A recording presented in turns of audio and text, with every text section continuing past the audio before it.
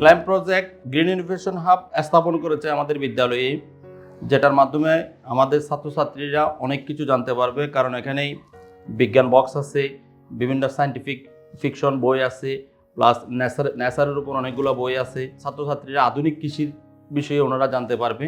জানার পাশাপাশি ওনারা যে একটা কৃষি বাগান করে দিচ্ছে সেটাতে গিয়ে প্র্যাকটিস করতে পারবে। জলবায়ুর প্রভাবে আমাদের এলাকার মানুষেরা প্রভাবিত হচ্ছে।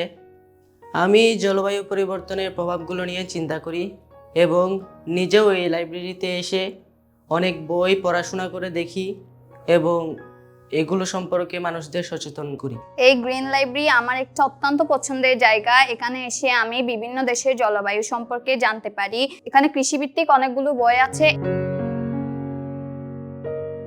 এখানে তৈরি করা হয়েছে একটা বাগান, সেখানে আমরা গিয়ে কাজ করি।